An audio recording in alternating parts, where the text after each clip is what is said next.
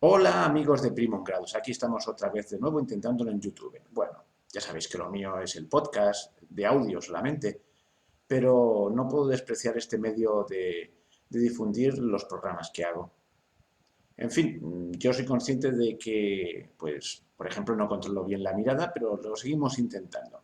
Espero que os guste este nuevo vídeo y, bueno, y si no os gusta especialmente la imagen que doy, siempre tenéis la posibilidad de ir al podcast en iVoox, en Spotify, en la radio de la historia.com, en un montón de sitios estoy. Bueno, en fin, ya sin más preámbulos, empezamos.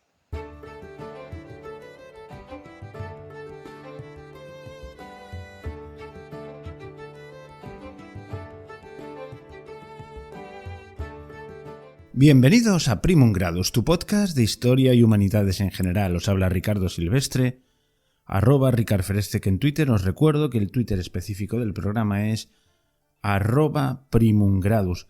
Estamos en iVoox, en la radio de la historia.com, en Spotify, en primumgradus.net y para comunicaros, pues el grupo de Telegram o bien primumgradus@gmail.com.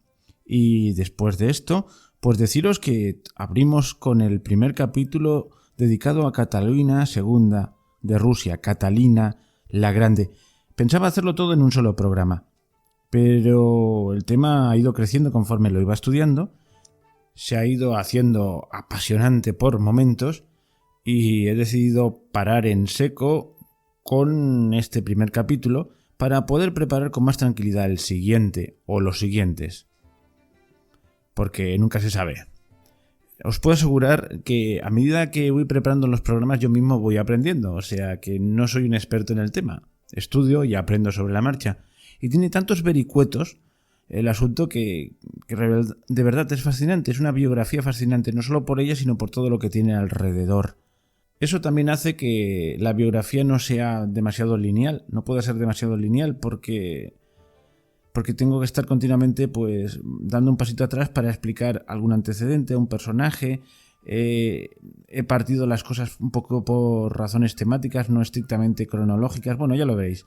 Digamos que en este primer capítulo vamos a hablar sencillamente de su inmediato antecesor, que no es otro que su propio marido, y de su establecimiento en la corte, y lo dejaré justo cuando da el golpe de estado y se prepara a ser la zarina de Rusia, la emperatriz de todas las Rusias.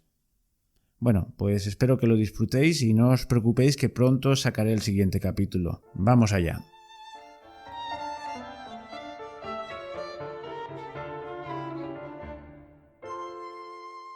Aquí estamos, en esencia, para hablar de Catalina II de Rusia, que nació en Alemania, con el nombre de Sofía Federica Augusta de Anhalt-Zerbst, hija de una familia de rancio abolengo y poco poderío, que siendo poco más que una adolescente, fue elegida para ser la esposa del futuro emperador de todas las Rusias, y que se cambió el nombre y la religión y se pasó a llamar Catalina Alexeyevna Romanova. Y sí, esa es la primera intención, hablar de ella, pero para conocerla hay que conocer su circunstancia. Así que nos tocará hacer muchos desvíos del camino principal para ir presentando otros tantos personajes. También ocurrirá que forzosamente tendré que repetir un mismo hecho, aunque narrado desde distintos enfoques, como esas novelas policíacas donde cada uno de los personajes aporta su punto de vista particular sobre el crimen que se investiga. Y empezamos esta primera excursión refrescando la memoria sobre Isabel de Rusia. Para cuando interviene en la historia de hoy ya tenía unos cuantos años y unos cuantos kilos de más también. Era amante de empinar el codo y no se andaba con chiquitas. Había conseguido llegar al trono con un golpe de estado contra Iván VI, que en aquel entonces, cuando el golpe de estado tenía 1 año de edad. Bueno, en el capítulo anterior conté esto con más detalle y también os avisé que volveríamos a saber un poco de su triste historia, de Iván. Por ahora basta con que sepáis que está prisionero en algún lugar y que el carcelero tiene orden expresa de acabar con él si intenta escaparse, o quizás si aparece alguien con ambiciones, algún noble dispuesto a usarlo como banderín de enganche. Pero volvamos a Isabel, una bellísima joven que se quedó para vestir santos, como se dice, condenada a la soltería, porque cuando ya casi tenía maridito, un alemán noble, precisamente el tío de Catalina, pues va y se muere de viruela, y luego pues ya no fue fácil colocarla, porque claro, tenía que ser con alguien de cierta alcurnia, y bueno, no continuó por ahí. La cuestión es que no pudo ser. Y su belleza se fue marchitando entre intrigas palaciegas, amantes de baja estofa y juerguecillas, hasta que llegó su momento. Pero para afianzar su posición necesitaba un heredero, y recurrió a su sobrino, Pedro, hijo de su hermana mayor, que tuvo algo más de suerte y se casó con otro alemán, de Prosapio. Veamos quién era Pedro, el futuro Pedro III y futuro también esposo de Catalina.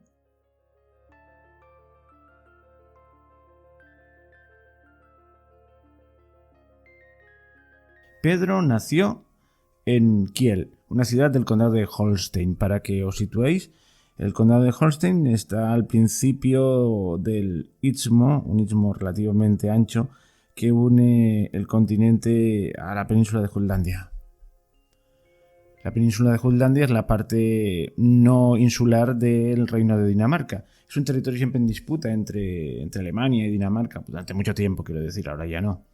Bueno, pues ahí en la ciudad de Kiel es donde nació, a orillas del Báltico. Era hijo de Ana Petrovna Romanova, era su parte rusa, pero no influyó mucho porque murió cuando él era muy pequeño. Y su padre era Federico de Holstein-Gottorp. Bueno, y era nieto de Pedro el Grande, pero pese a ser nieto de Pedro el Grande de Rusia, fue un alemán por los cuatro costados. ¿Por qué? Porque, bueno, en los primeros años estuvo bajo el influjo de su padre, lógicamente, pero que este murió en 1739, tendría unos 11 años, y pasó a estar bajo la custodia de su tío Adolfo Federico de Holstein, que era obispo luterano de Lübeck. Su niñez quedó marcada por una estricta educación, de manos sobre todo de Brummer, un educador puesto exprofeso que le obsequió con palizas, hambrunas, aislamiento de otros niños para ver si aprendía. Y es un chico duro de mollera. Ya veremos que realmente era una persona que no estaba bien. Como diríamos hoy benévolamente. No tenía ningún tipo de capacidad. Bueno, cuando su tía Isabel, a la cual no conocía ni por retrato seguramente, accede a la corona de Rusia, como Isabel I, pues para afianzarse en el poder lleva a su sobrino a la corte de San Petersburgo. En 1741, él tendría unos 13 años. Y su tía estaba deseosa de verle, a ver, ¿a quién me traigo? Supongo que soñaba con que fuese igual que su abuelo, Pedro el Grande, pero vamos, quedó desolada. Cuando lo vio, era enclenque, un tipo así muy tímido, miedoso, indeciso, infantil, muy infantil para su edad. Y además, tras la viruela, su rostro quedó marcado. O sea que como dotes personales tenía muy pocas, pero además es que tenía una especial facilidad para caer mal en la nueva corte. ¿Por qué? Porque él se conseguía considerando alemán y detestaba todo lo ruso. Pero Isabel supongo que pensaría, ¿qué le vamos a hacer? Es el único familiar que puede acreditar algún tipo de legitimidad. Recordemos que por ahí en una prisión está Iván VI. O sea, había que asegurarse una rama legítima. En fin, que como dijo, como con estos bueyes hay que arar, pues vamos a traerle una novia. Y en aquel momento el hombre influyente de turno en la corte, pues pretendía mejorar las relaciones con Prusia, así que trajeron una alemana. ¿Y quién era? Pues Sofía, que luego sería Catalina. Bueno, desde el principio, estos dos jovenzuelos pues se mostraron, no sé si un desprecio, pero una indiferencia mutua alarmante. Porque ya veremos que Sofía, la futura Catalina, pues era una mujer con carácter. Imaginaos lo que le sucedió cuando vio a aquel mequetrefe. La noche de bodas fue un auténtico fiasco. Se puso a jugar a los soldaditos en la cama. Bueno, eso dicen. No sé quién ha estado ahí. Seguramente lo dijo la misma Catalina. Entonces, con las debidas reservas. Pero que jugaban los soldaditos en su habitación es cierto. y su máxima afición eran, pues eso, los soldaditos de plomo y beber con sus amigotes alemanes. Iba pasando el tiempo y no venían los hijos, claro, si no había... En fin, que vamos, hay sospechas fundadas de que fuese impotente, aparte de un poco especial en otros aspectos. Quiero decir que era muy infantil y bueno, estaba por otras cosas. Y aquí ya entra la leyenda de si los dos hijos que hubo de este matrimonio, Pablo, el futuro Pablo I, y Ana Petrovna, gran duquesa, que murió siendo niña, pues eran realmente suyos. Seguramente fueron de Saltykov, el primero de los amantes de Catalina, que dicen las malas lenguas, y yo creo que con fundamento, que fue un amante que se lo puso delante la mismísima Isabel porque veía que su sobrino no... Vamos, que con él no había mucha carrera que hacer en este tema. Bueno, pese a todas sus deficiencias, Pedro III llegó a reinar 186 días. Eso sí, no llegó nunca a celebrarse la ceremonia de coronación. Fue nada más morir Isabel I, y una de sus primeras medidas fue parar en seco la guerra contra Prusia. Y la paró justo cuando Federico el Grande, su ídolo, estaba realmente en una situación crítica. Es el llamado milagro de la Casa de Brandenburgo, que salvó al reino de Prusia de la destrucción total. Y esta primera medida pues sentó como un jarro de agua fría entre los generales que estaban dirigiendo aquella guerra.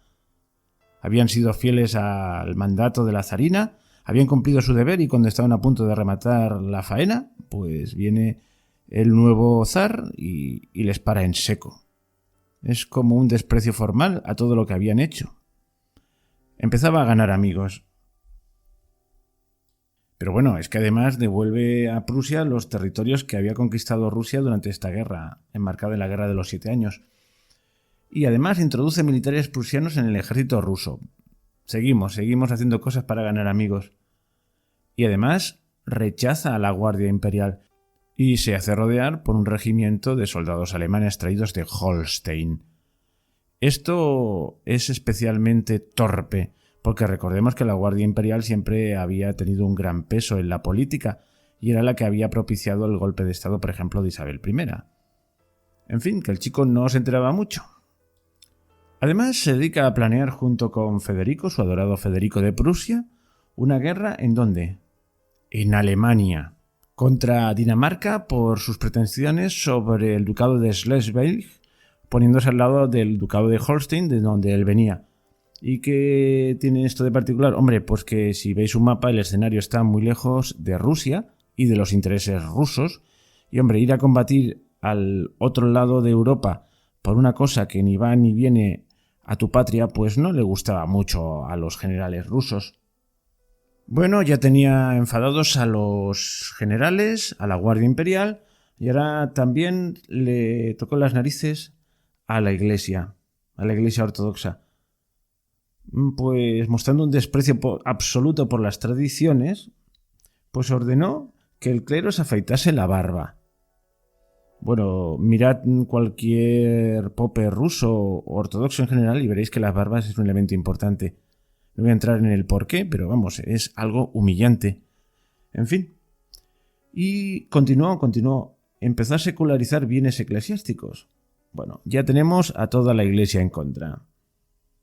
Despreciaba todo tipo de tradiciones rusas, las consideraba bárbaras y también la lengua rusa.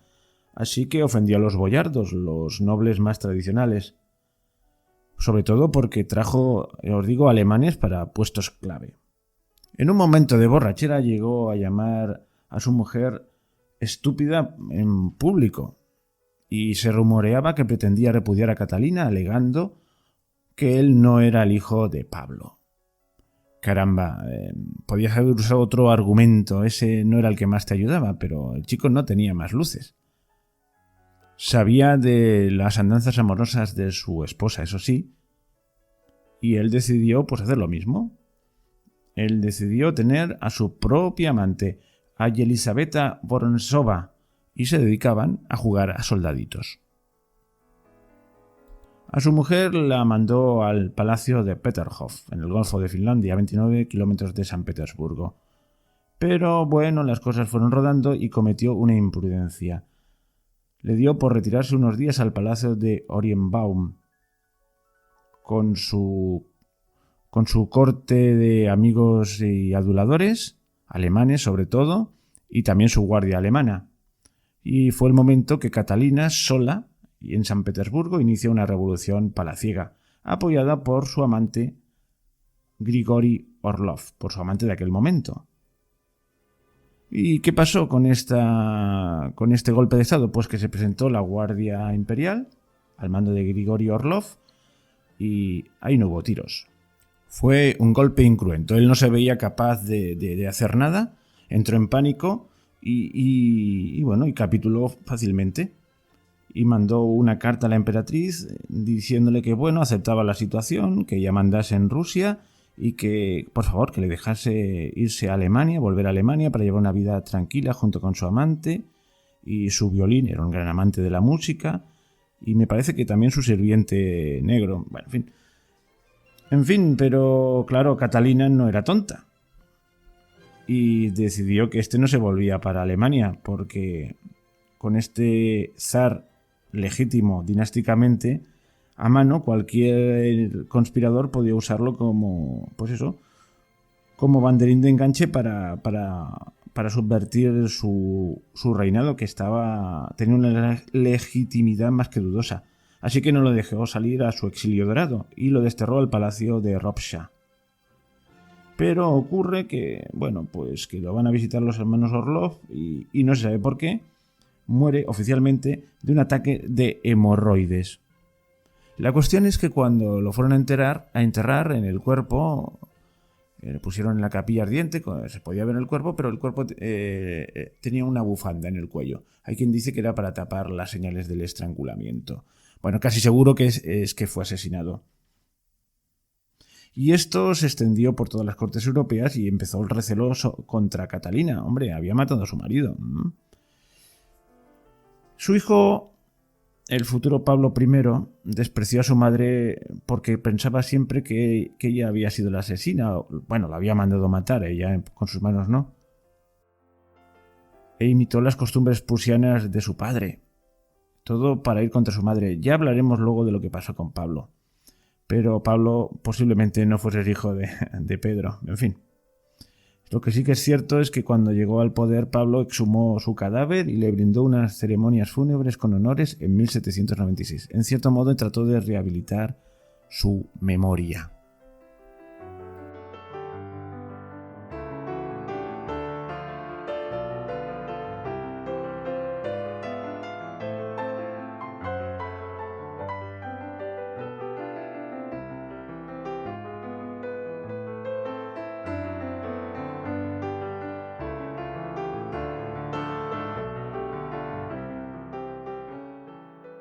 Bueno, pues ahora vamos a hablar de Catalina. Vamos a empezar a centrarnos un poquito más en ella.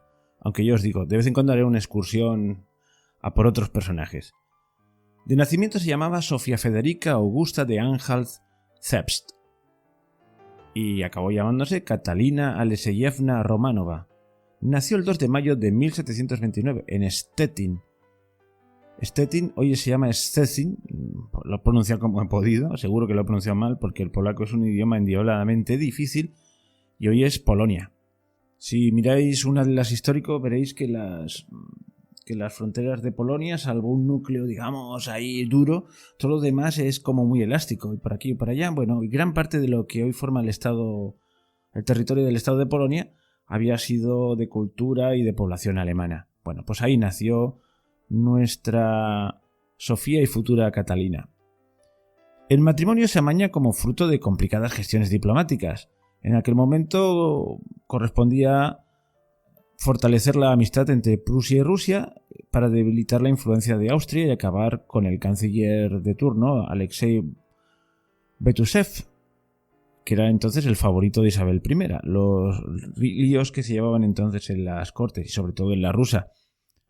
Y a Isabel I le gustaba esa familia porque ella misma había estado prometida con, yo creo que ya lo comenté, con el tío de Sofía en sus tiempos, cuando estuvo a puntito de casarse, pero se le murió de viruela el futuro esposo.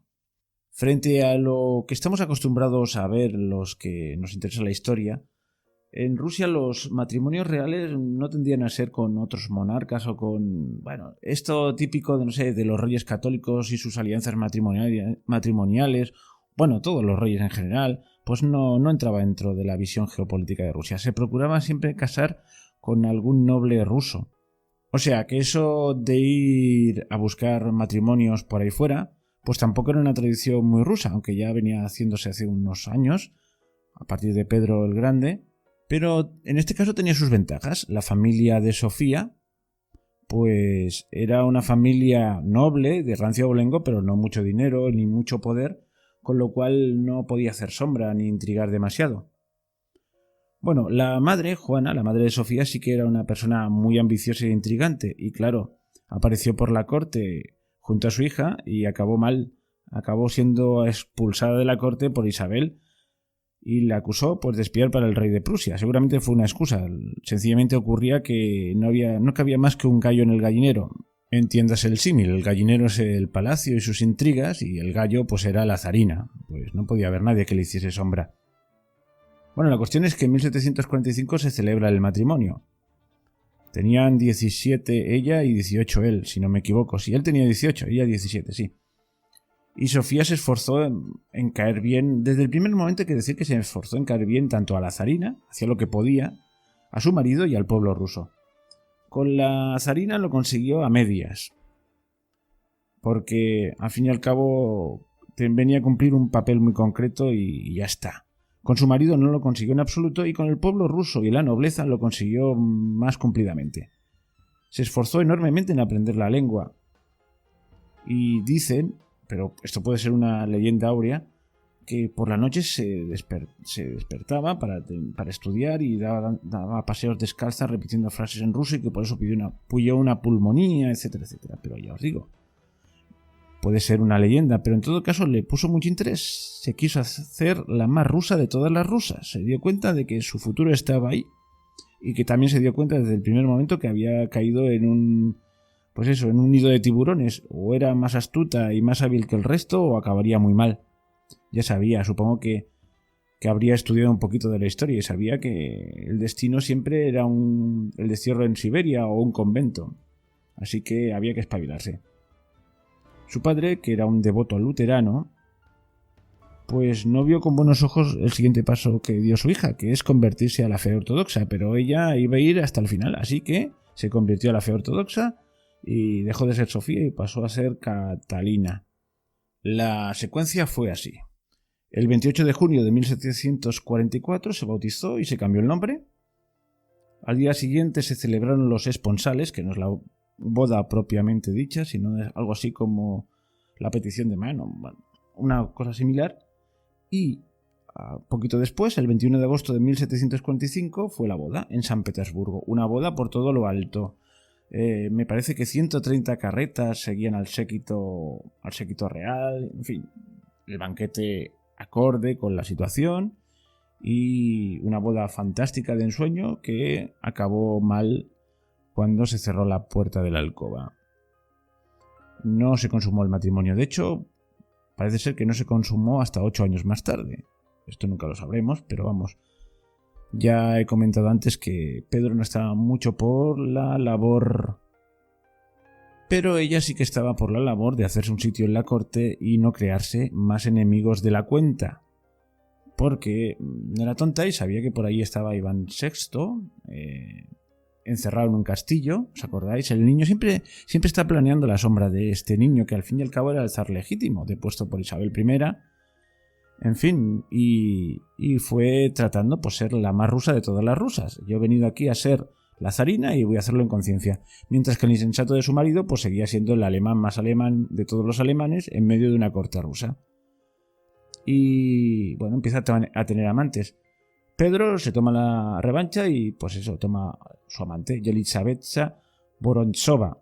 Por cierto, ella se hace amiga de Catalina Dashkova. Y no nos engañe el apellido, era hermana de Yelizaveta Vorontsova, la amante de su marido. Caramba, ¿y eso? Era Yekaterina Romanova Beratsona, princesa de Dashkov. Y esta es una mujer interesante, ¿ves? Hago una parte porque no puedo entretenerme en cada uno de los personajes que aparecen por la corte, porque era filóloga, firmaba artículos como Una mujer rusa, y esta señora le puso en contacto con los conspiradores que estaban tramando cosas contra su marido. O sea que en el momento del golpe de estado fue una ayuda fundamental. Y en 1783 fue nombrada directora de la Academia Rusa de las Ciencias. O sea, un personaje interesantísimo, pero no podemos entretenernos en él. Sí que hay que decir que Catalina posiblemente congenió con ella porque era una persona que luchaba por ser culta, leía y se mantenía informada de todo lo que pasaba en Rusia y también del resto de Europa, y mantuvo correspondencia con dos de los, por lo menos con dos, seguramente con más, de los intelectuales más famosos de la Europa del momento, Voltaire y Diderot. Bueno, ya hemos visto que era culta, que intentaba ser la más rusa de todas las rusas, y así ha pasado la historia. Por otra cosa que ha pasado la historia es vamos a ver cómo lo diría yo. Pues sí, por ser una devorahombres. Y efectivamente, ya desde el principio su nómina de amantes, pues, es interesante.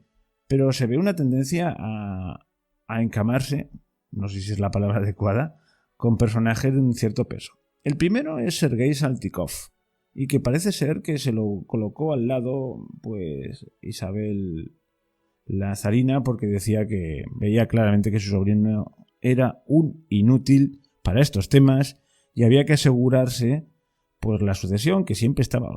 Iván VI siempre es un niño que está prisionero, pero siempre su sombra es alargada, es un peligro latente. Y bueno, pues Saltykov, fuese por el encargo de la zarina o no, pues allí que se arrimó. Y bueno, y parece ser que Pablo, el primer hijo oficial del matrimonio de Pedro y Catalina, pues posiblemente fuese suyo. Nunca lo sabremos porque en aquella época no habían pruebas de ADN, pero todo parece indicar que sí. Pero su nómina es importante, ¿eh? Otros personajes, parece ser que también Charles Humbury Williams, el embajador británico, aunque en este hay más dudas, pero desde luego este señor Humbury pues le presentó a otro personaje conspicuo, el futuro Stanislao II Poniatowski, el último rey de Polonia independiente. Pues con este también tuvo sus lances amorosos. Y bueno, y mientras tanto, pues Pedro con su Yelizaveta, pues jugando a los soldaditos. Supongo que ya lo he dicho, del matrimonio, fruto del matrimonio, o dentro del matrimonio, no sé si fue fruto estrictamente de Pedro, pues hubieron dos hijos, una niña que fue la segunda, que murió siendo pequeña, y Pablo, que este sí que llegó a la edad adulta y llegaría a reinar como Pablo I. Bueno, pues esta es una historia que dejaré para la segunda parte, porque esto ya se está alargando mucho, pero sencillamente para que veáis cuál es el ambiente que estaba viviendo la pobre Catalina, cuando por fin, después de unos cuantos años, consiguió quedarse embarazada. La zarina Isabel dijo: misión cumplida. Y imaginad cómo fue el parto de la pobre Catalina, en una habitación con testigos, con la nobleza ahí viendo el asunto y cuchicheando y hablando, o sea, sin ningún tipo de intimidad. Y al poco de nacer, pues viene una sirvienta, aparece Isabel, viene una sirvienta y se llevan al niño. Lo pudo tener apenas unos poquitos minutos en brazos y no lo volvió a ver otra vez, tenerlo en brazos, hasta el momento de su bautizo. Desde su más tierna infancia le quitaron a su hijo, que se crió pues un poco esquinado con su madre. De su hijo hablaremos más adelante, pero no sé cuán importante era el instinto maternal de Catalina, pero eso debe ser algo muy fuerte, ¿verdad? Que te quiten a tu hijo. Tu hijo no es tuyo, es un asunto de Estado y se lo lleva la zarina, Isabel. Y su marido pues le daba todo, le importaba todo un pimiento.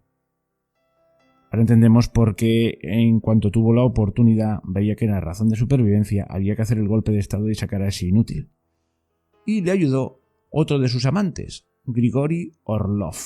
Este vez era un personaje con mucha entidad.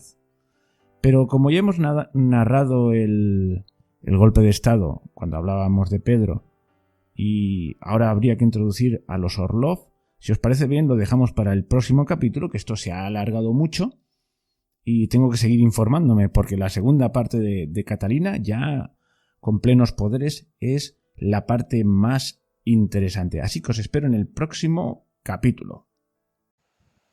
Bueno, y aquí se acabó el vídeo. Espero que os haya gustado. Si os ha gustado, poned un me gusta o un like, no me acuerdo cómo se dice en YouTube, y difundid este podcast entre vuestros amigos. Hasta pronto.